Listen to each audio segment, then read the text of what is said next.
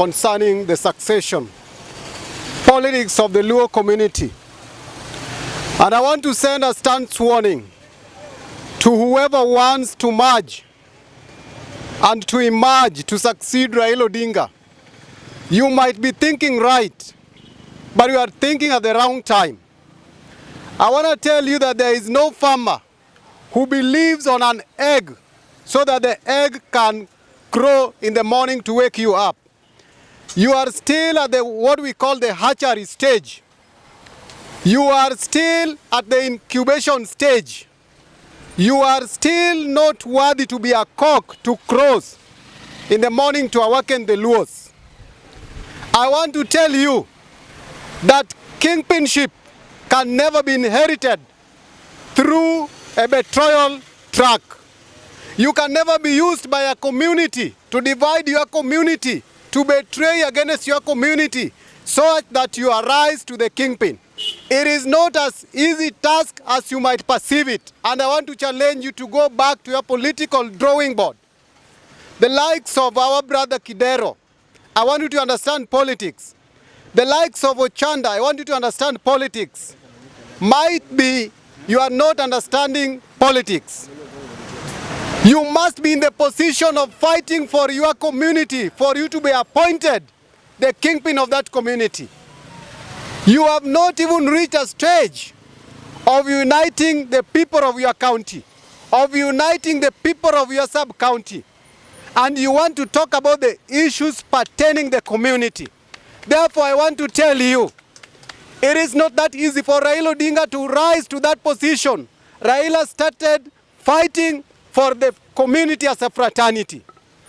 You cannot rise to the kingpin by being a mole.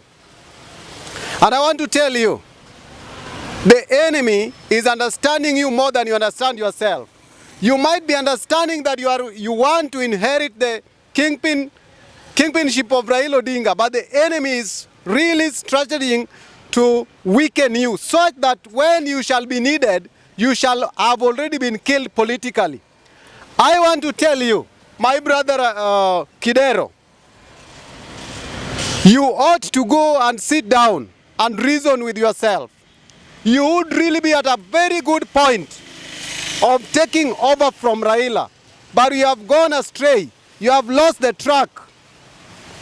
How I wish you would come out boldly and you come out firmly to start registering your party, so that we identify you by your party. We cannot identify you as a strong person in a community while you cling on other people's party. Form your party, Kidero. And if you don't have advisor, call me, I'll advise you on how to make a party grow.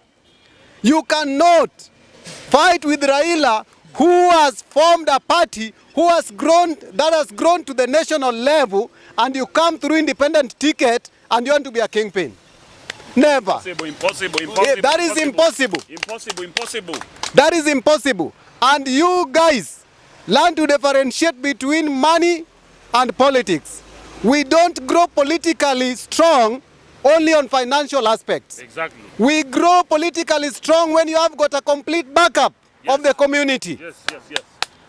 We had got a certain guy down here called Cyrus Jirongo. Who knows about Cyrus Jirongo today? But Jirongo had got money.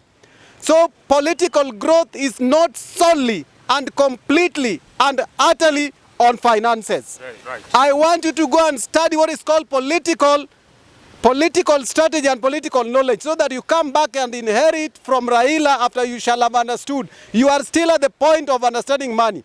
Ochanda, you are still at the point of division. You cannot inherit Raila. All these guys I see in Luoland, you are going to mess up. You are tumbocrats. You are fighting Raila. I want you to stop fighting Raila and start fighting for the community. So that you inherit the kingpinship. That one, even to me, I'll give you.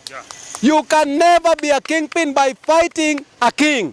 You fight for a kingpinship by fighting for the community. Bunge power! Bunge power!